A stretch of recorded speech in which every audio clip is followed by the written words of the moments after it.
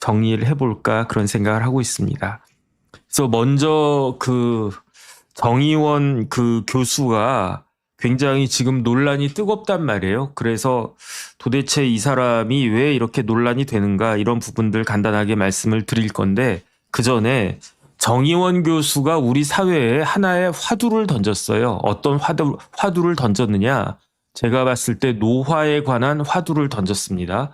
그래서 그러면서 정의원이 이런저런 그 개념을 본인이 뭐 만든 것 같기도 하고 아니면 어디서 이렇게 좀 뭐 그 힌트를 얻었을 것 같기도 한데 이른바 저속 노화라고 하는 그러한 개념을 만든 사람이 정희원 아닌가? 어쨌든 그 저속 노화라고 하는 개념을 정희원 교수가 직접 만들었는지 아니면 어디서 따왔는지는 모르겠지만 우리 사회에 저속 노화라고 하는 개념을 널리 퍼뜨린 사람은 정희원 교수가 맞다. 그런 생각이 듭니다. 그래서 일단 이런 쪽에 관심이 많았던 분들은 예컨대 이시영 박사님이나 이런 분들이 뭐 관련해가지고 뭐 이런저런 말씀들을 많이 하셨는데 그래도 최근에 가장 그 노화에 대해서 그 다음에 저속 노화라고 하는 거는 그 나이를 생각보다 덜 먹는 그러한 삶을 산다는 거 아니겠습니까? 그래서 제가 생각해 보니까 나이는 진짜 빨리빨리 먹는 것 같아요. 제가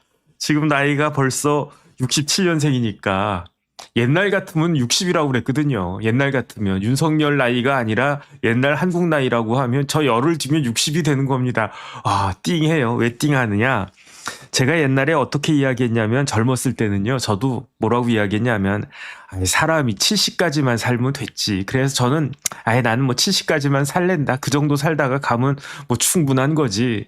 그 다음에 제가 곰곰이 보니까 율곡 선생이 언제 돌아가셨냐면 49살에 돌아가셨거든요. 우리 나이로 49살에 돌아가신 거예요. 그러면 지금 2025년 현재 저는 그 율곡보다도 10살이나 더 많이 산 거니까 아유 그 정도 살면 됐지. 70까지만 살면 됐지라고 생각을 했는데 보니까 70이 얼마 안 남았어. 10년 뒤면 저도 70이 되는 거예요. 그런데 보니까 내가 50살 됐나? 라고 했는데 벌써 이제 뭐 그 50대 후반을 갖다 딱 보고 있으니까 하는 순간 70이 될 것 같단 말이에요. 그러니까 저 같아도 노화는 좀 저속으로 왔으면 좋겠다 이런 생각을 했는데 그러니까 이 그 개념을 화두를 정의원 교수라고 하는 젊은 사람이 잘 잡은 것 같아요. 그래가지고 정의원 어떻게 됐습니까? 떴다 정의원이 떴어요. 그래서 정의원 교수가 어떤 사람인지 제가 뭐 늘 그랬듯이 찾아봤더니 84년생이래요. 1984년생. 그러면 몇 살이냐? 41살이란 이야기잖아요. 이제 40이 간 넘은 그러한 사람인데 40도 되기 전에 그 정의원 교수가 뭐 저속 노화라고 하는 개념으로 굉장히 유명해졌는데 그런데 보니까 그 대학을 어디 나왔냐 봤더니 그 무려 서울대 의대를 졸업했어요. 요즘은 서울대 의대 들어가면 거의 뭐 신의 아들 아니겠습니까? 저희 때는 서울대 의대가 저희 때도 굉장히 셌었어요. 뭐 서울대 의대는 항상 전통적으로 가장 커트라인이 높은 과가 서울대 의대였는데 그래도 저희 때는 서울대 의대에 비비거나 아니면 서울대 의대보다 커트라인이 더 높거나 아니면 저희 때 뭐 1, 2등 하는 애들이 서울대 의대보다 더 많이 갔던 과가 첫 번째 물리학과, 두 번째 전자공학과, 세 번째 서울대 의대 이 세 과는요. 진짜 이과에서 탑 오브 탑이 가는 그런 과였는데 지금은 뭐 물리학과는 이미 인기가 많이 떨어진 것 같고 그 다음에 전자공학과도 이전에 비하면 훨씬 떨어진 것 같고 오로지 그냥 의대다. 그중에서도 서울대 의대다. 그런 거 아니겠습니까?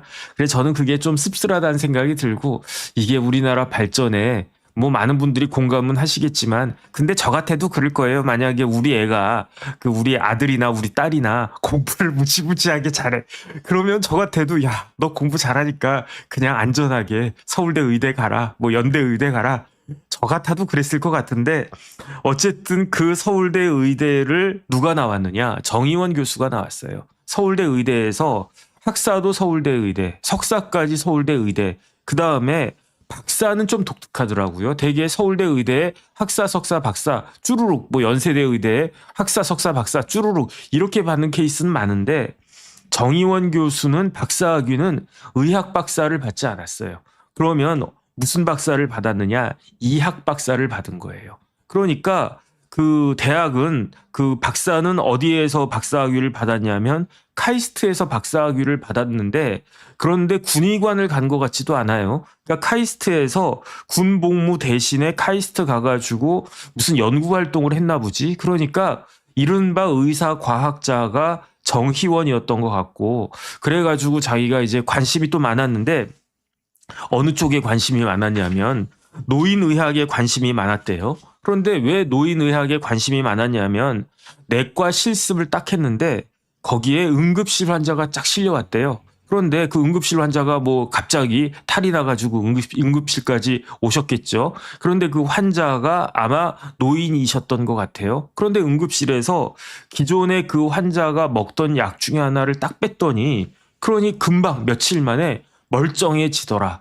그래가지고 노년의학이 굉장히 중요하겠구나. 저는 컨셉을 잘 잡은 것 같아요. 왜냐하면 이제는 우리나라가 노인들이 많아지는 그러한 사회가 되어 버렸으니까. 그러니까 노인을 케어하는 그런 의학 중에서도 의료 중에서도 노인 케어하는 의료 쪽이 훨씬 더 잘 뜨지 않았겠습니까? 저희 때만 하더라도요.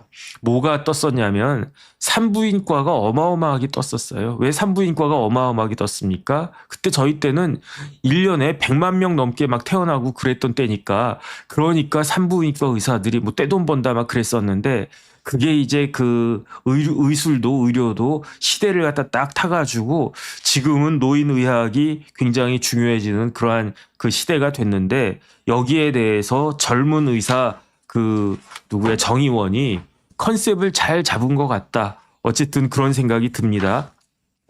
다시 한번 보면은 그 정의원은 서울대에서 학사 석사하고 카이스트에서 박사학위까지 받은 다음에 인턴 레지던트는 서울대 병원에서 하고요. 그 다음에 서울대 병원의 내과에서 진료 조교수를 하다가 한 5년쯤 전에 아산병원으로 옮겼어요. 그래가지고 아산병원에서 내과에서 임상 조교수를 했는데 내과도 분야가 여러 가지가 있지 않습니까? 그 중에서도 뭐를 갖다가 했냐면은 노년 내과를 갖다가 했다. 그러다가 2025년 6월 30일, 그러니까 올해 6월 30일에 그때 아산병원을 그만뒀어요.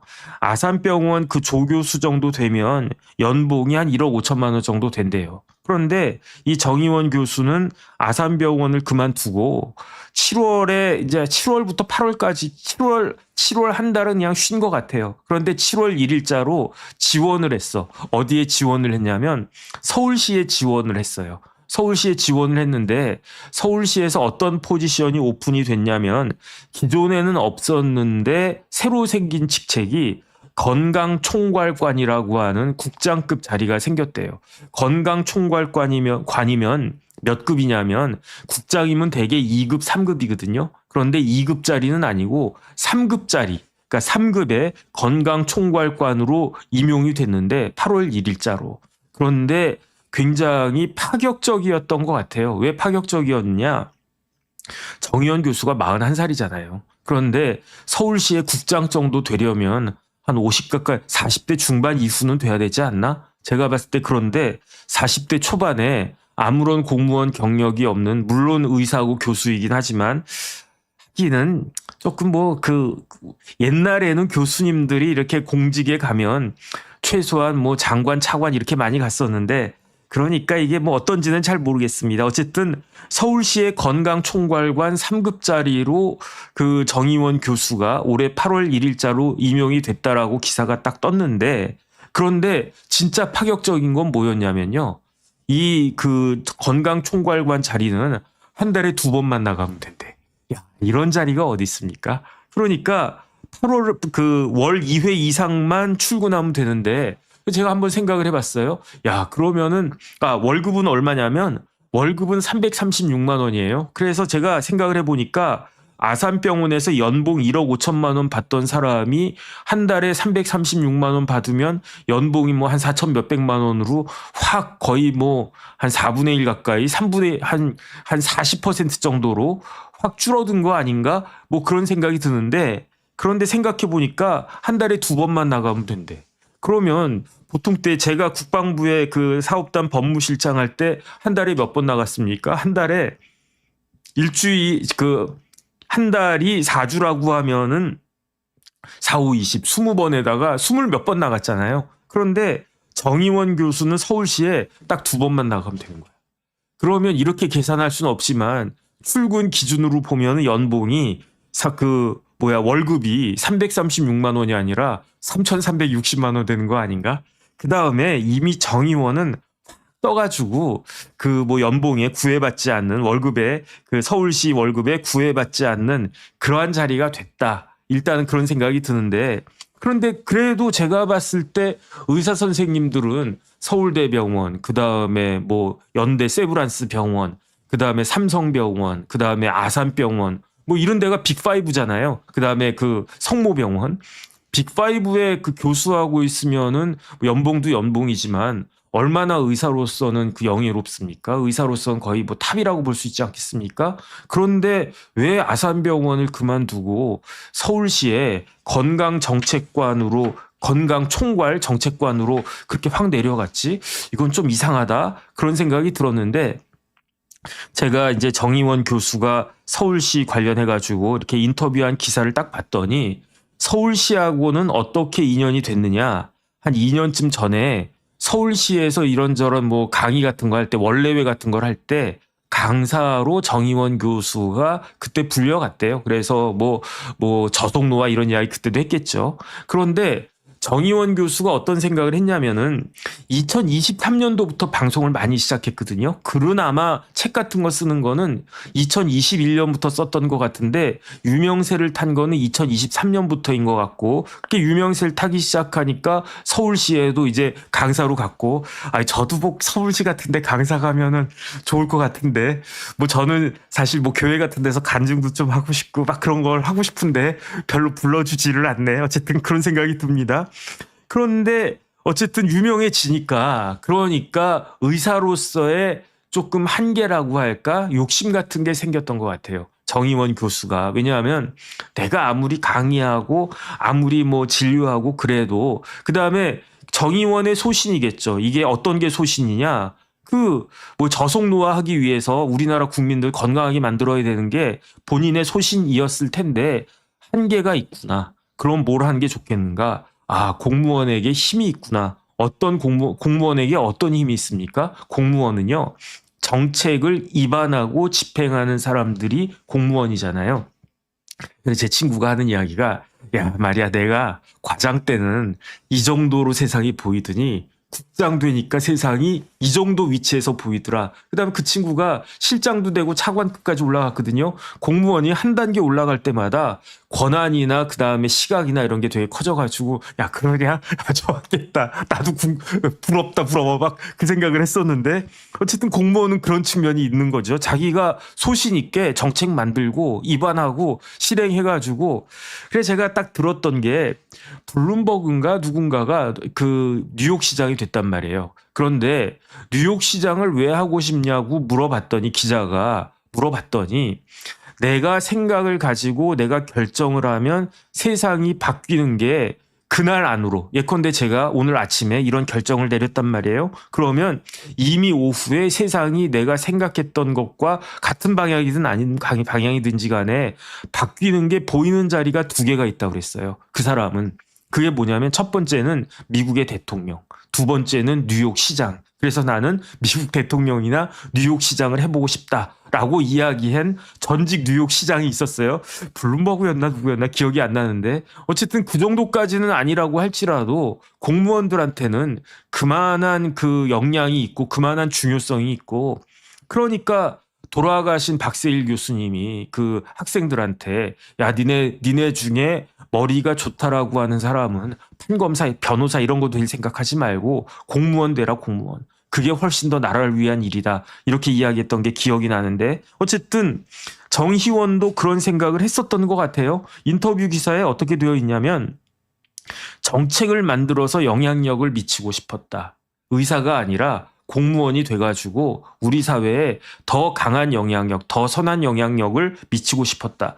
기자가 또 질문을 했어요. 아니 그러면 보건복지부로 가지 왜 서울시로 갔습니까? 그런데 거기에 대한 답은 뭐냐면 보건복지부는 과마다 업무가 쫙 쪼개져 있다. 그래서 거기서 일하는 거는 호치키스 찍는 것 같은 그러한 그 일밖에 못할 것 같은데, 그런데 서울시는 어쨌든 건강총괄관이니까 자기가 할 수 있는 재량의 범위가 크다는 거죠. 그 다음에 보건복지부 같은 데는 기존의 공무원들이 이렇게 다 벽을 치고 있어가지고 오히려 조직이 너무 무겁고 크다. 그런데 서울시는 작고 빠르다. 이럴 때 오히려 더 부가가치를 크게 만들 수 있을 것 같다. 그래서 내가 서울시의 요구를 받아들여서 3급 건강총괄관으로 가게 된 것이다. 그 다음에 뭐 앞으로 정책을 빨리빨리 초고속으로 진행해 보겠습니다. 그러면서 그 정의원 교수가 중요하게 생각했던 거는 먹는 거거든요. 음식 포트폴리오를 건강하게 만들겠다.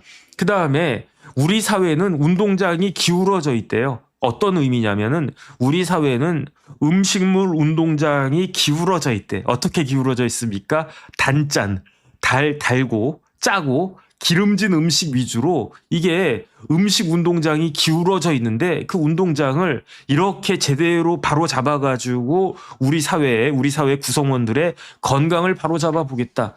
저도 단 거 좋아하고요. 짠 거 좋아하고요. 뭐 튀김 같은 거 좋아하고요. 뭐 삼겹살, 뭐 그런 거, 뭐 갈비, 이런 거 다 좋아한단 말이에요. 그게 뭡니까? 달고, 짜고, 그 다음에 기름지고, 이런 거 많이 먹는데, 저런 사람이 저런 거 먹으면, 그러면 고생하니까, 그러니까, 잘 이렇게 건강 전도사 역할 해가지고 우리 사회에 선한 영향을 미칠 것이다. 그 다음에 서울시를 택한 또 하나의 이유가 뭐냐면, 서울특별시는 돈이 많잖아요. 그 다음에 서울시는 특별한 도시 아니겠습니까? 서울특별시. 그러니까 자기가 서울시의 건강총괄관으로서 아주 이런저런 그 정책 같은 것들을 잘하면, 모범적인 정책을 하면 서울시에서 하면 어디가 따라오겠습니까? 부산에서도 따라올 거고, 경기도에서도 따라올 거고, 뭐 대전에서도 따라올 거고, 충청도에서 따라올 거고, 경상도 전라도에서 다 따라오지 않겠느냐. 어쨌든 그런 생각을 가지고 서울시에 건강총괄관으로 이렇게 쭉 갔다는 거예요. 그래서 저는 뭐 그럴 만하네. 역시 서울의대 나온 그런 머리 좋은 사람은 역시 뭐가 달라도 다르네. 일단은 그런 생각을 갖다가 했는데, 그런데 여기서 뭐 건강 관련해 가지고 정의연 교수가 이야기하고 제가 간단하게 말씀드리면 뭐 별거는 없더라고요. 뭐 저도 이 정도는 아는 것 같은데 누가 이야기하느냐가 다른 거지. 똑같은 이야기라도 똑같은 정씨라도 혁진이가 이야기한 거하고 희원이가 이야기하는 거는 다르다. 그래가지고 첫 번째는 건강 관리를 해야 되는데 젊어서 관리해라. 늙어서 하면 고생이다. 뭐 이거 저도 똑같이 생각합니다. 그 다음에 건강 관리를 지금 안 하면 오히려 나중에 큰돈 돈다.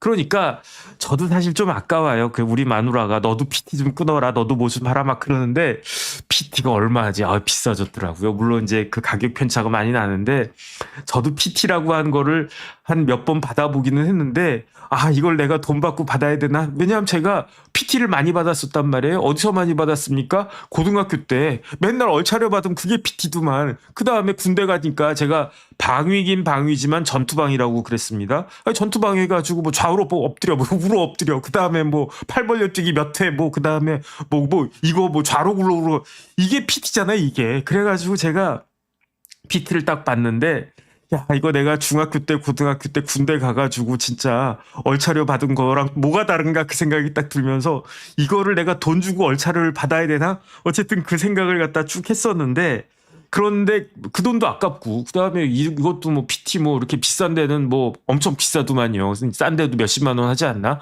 한 10만 원은 하지 않나? 최소한 10만 원짜리 없다고요? 어쨌든.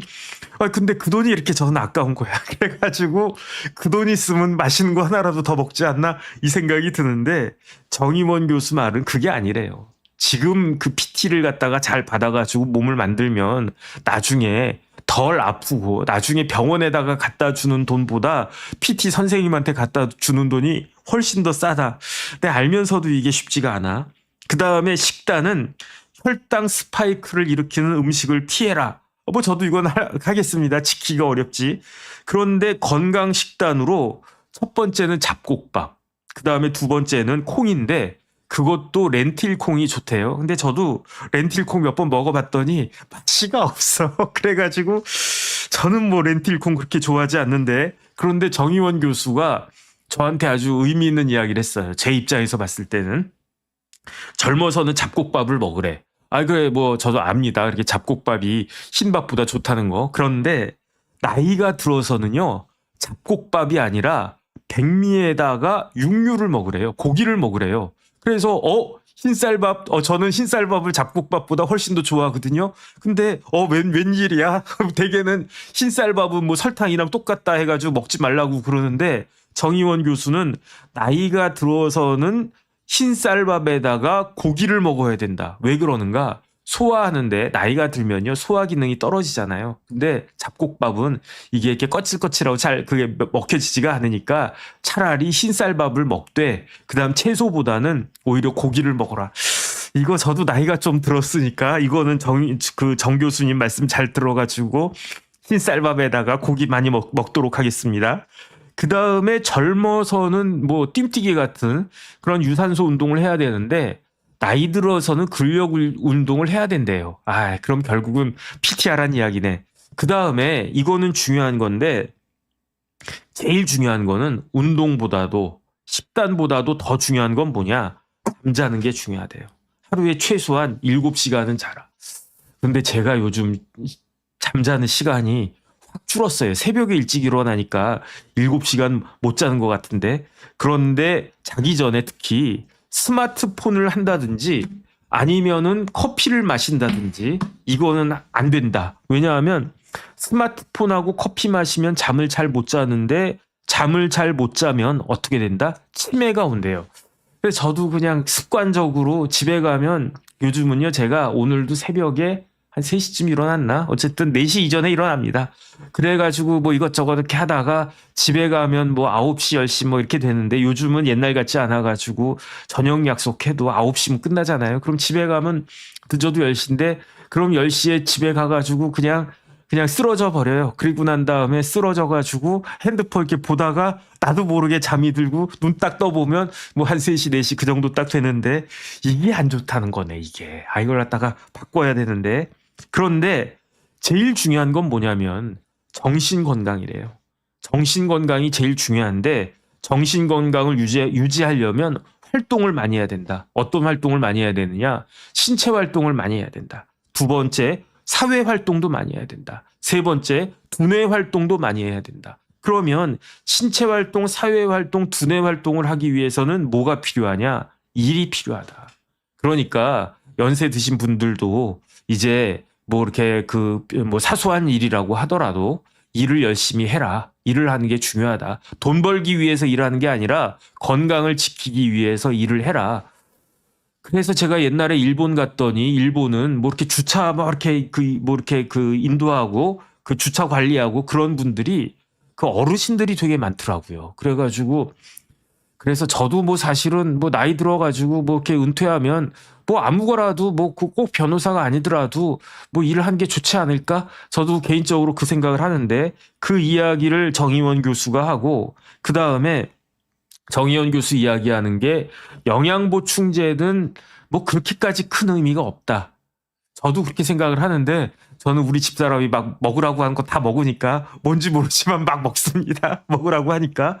그 다음에 텔레비전에 나오는 쇼 닥터들을 그렇게 믿지 말아라, 그 이야기는 하더라고요. 그거는 저도 마찬가지라고 생각을 합니다. 마찬가지로 텔레비전에 나오는 변호사들 믿지 마세요. 왜냐하면 제가 어떤 이야기 들었냐면, 명의가 텔레비전에 나올 시간이 있겠습니까? 명의가 얼마나 바쁘겠습니까? 그 다음에 아주 그냥 대단한 변호사님들이 텔레비전에 나올 시간이 있겠습니까? 대단한 변호사님들은요, 시간당 뭐 1시간에 10,000불 이상을 버는 분들도 많아요. 그런 분들이 뭐 텔레비전에 나오겠습니까?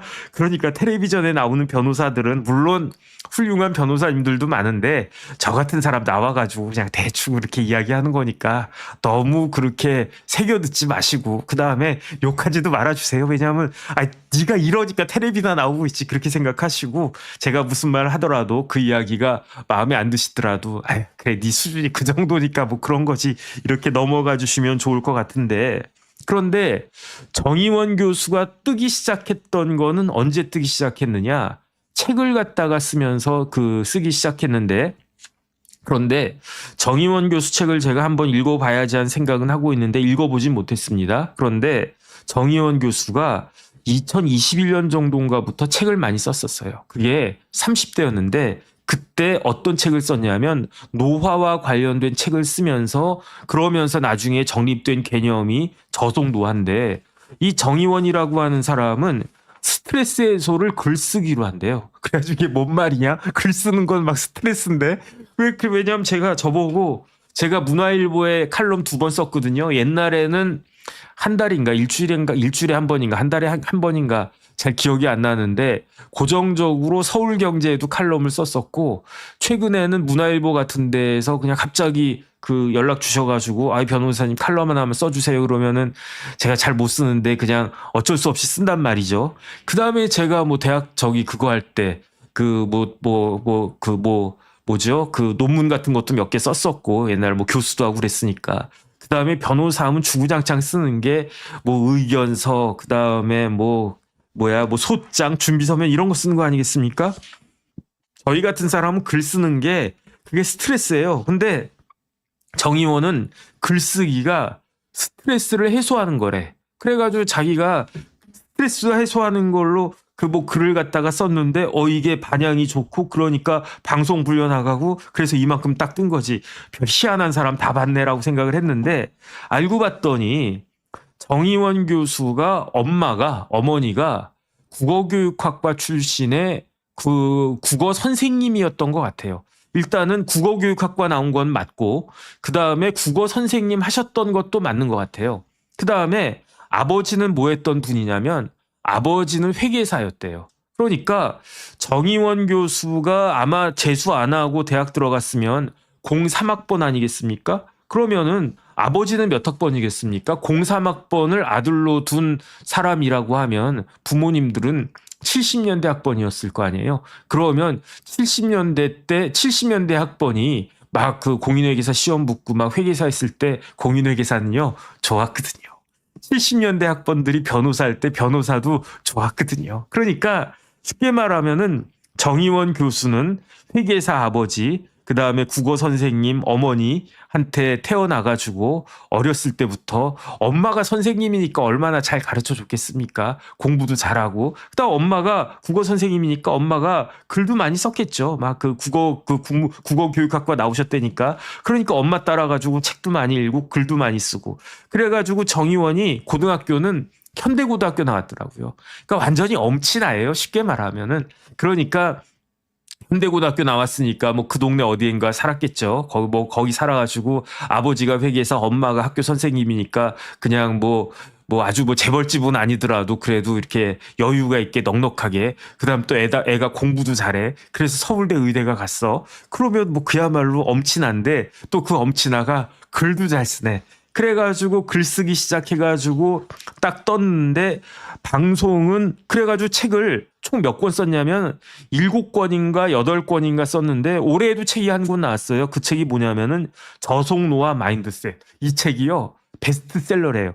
저속노화 식사법. 그거는 작년에 나왔고 저속노화 마인드셋. 이거는 올해 나왔는데 이 책이 몇만 권이 팔렸대. 야, 그러면 인쇄만 해도 얼마냐? 그러니까 아산병원에 더 이상 연연해 할 필요도 없었던 거야. 그런데 그 다음에 2023년부터는요, 방송에도 무지무지하게 많이 나가고, 그래가지고 어디 나갔냐면 방송에 유키즈 온더 블록인가?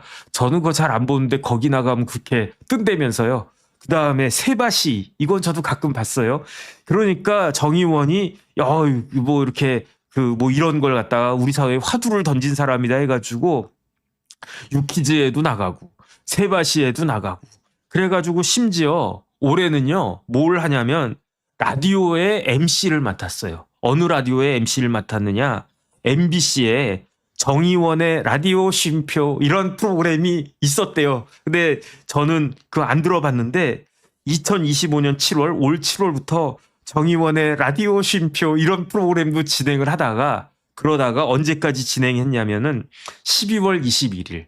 어제가 마지막 방송이었대요. 왜 마지막 방송이었는지는 조금 이따 이야기하겠습니다. 그 다음에 작년 2024년 7월 26일에 정의원의 저속 노화라고 하는 유튜브 채널을 쫙 팠는데, 그러면 저는 어떻게 했습니까? 저는 정법전 TV라고 하는 유튜브 채널을 딱 2년 전에 팠는데, 그런데 정의원은 저보다도 한 8개월쯤 뒤에 정의원의 저속노화라고 하는 유튜브 채널을 딱 팠는데, 지금 구독자가 몇 명이냐면요, 57만 1000명이래요.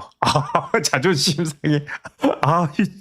부러워 죽겠네. 왜냐하면 제가 지금 정법전 TV의 그 구독자님들은 몇 분이냐면 37만 8,000명인가? 그 정도 되거든요. 저보다도 8개월이나 늦게 정의원 교수가, 저보다도 17살이나 어린 정의원 교수가 저보다도 8개월이나 늦게 그 유튜브를 시작하셨는데, 저보다도 구독자가 20만이나 더 많아. 뭐 훨씬 뛰어나신 분이니까 그냥 그러려니 하겠습니다. 그 다음에 심지어는요, 협업까지 해가지고 메일듀에서 렌틸콩을 정의원 얼굴 딱 붙여가지고 그 출시를 갖다가 했고, 그 다음에 세븐일레븐 가면 저속노화 식단 간편식이라고 하는 걸 파는데, 거기에도 정의원 교수 얼굴 딱 붙여가지고 세븐일레븐에서 그걸 갖다가 팔고, 심지어 CJ, 우리나라 그 제일 큰 식품 기업인 CJ에서 햇반을 만들었는데, 그 햇반이 어떤 햇반이냐, 저속노화 햇반. 그래가지고 CJ에서 이거 다 돈 되는 거 아니겠습니까? 그 다음에 그 샐러드 파는 그 체인점 중에, 샐러드 회사 중에 뭐가 있냐면 샐러디라고 하는 그 회사가 있어요. 저기 그 가게가 있어요.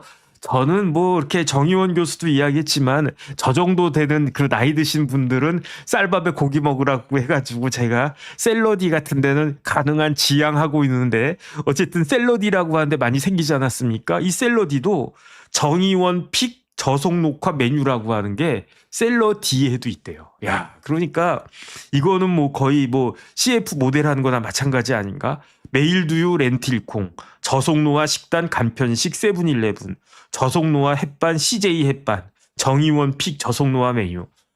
그럼 앞으로 이런 것들이 더 생길 수도 있겠네. 일단은 그런 생각이 딱 들고, 그 다음에 작년 12월 12일에 정의원이 뭘 하고 있었다고 그랬습니까? 작년 12월 12일에 정의원이 유튜브 채널 파가지고 정의원의 저속 녹화라고 하는 그런 정법전 TV 같은 그런 유튜브 채널이죠. 거기서 그 유튜브를 쭉 하다가 정의원이 무슨 이야기를 갖다가 했느냐. 작년 12월 12일이면은 윤석열 대통령이 계엄 선포하고 한 9일 정도 지난 그때쯤 아니었겠습니까? 그때 그 정의원 교수가 그 유튜브 방송 통해 가지고 뭐라고 이야기했느냐, 윤석열 대통령이 술 먹고 계엄을 했다, 그 이야기를 갖다가 했대요.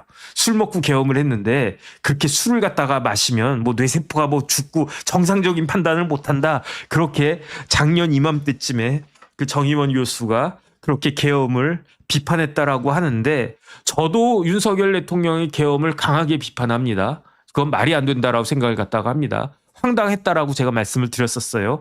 그랬었는데, 아무리 그래도 그렇지 윤석열 대통령이 그때 술 마시고 계엄을 했나? 그거는 아니지 않나? 그건 좀 오버한 이야기 아닌가? 더군다나 서울대 의대 출신의 아산병원의 그 당시는 아산병원 교수였으니까, 그렇게 아주 그냥 사회적으로 그 위치에 있는 그런 분이 그렇게 이야기를 해도 되나? 어쨌든 그런 생각이 들었는데, 근데 그런 것들이 코드가 맞아서 그랬나? 어쨌든 정의원 교수가 2025년 올해 7월부터 MBC의 라디오 쉼표라고 한 프로그램의 진행자로 그야말로 발탁된 거죠. 뭐 어쨌든 그런 일이 있었다. 여기까지는 일단 말씀을 드리고,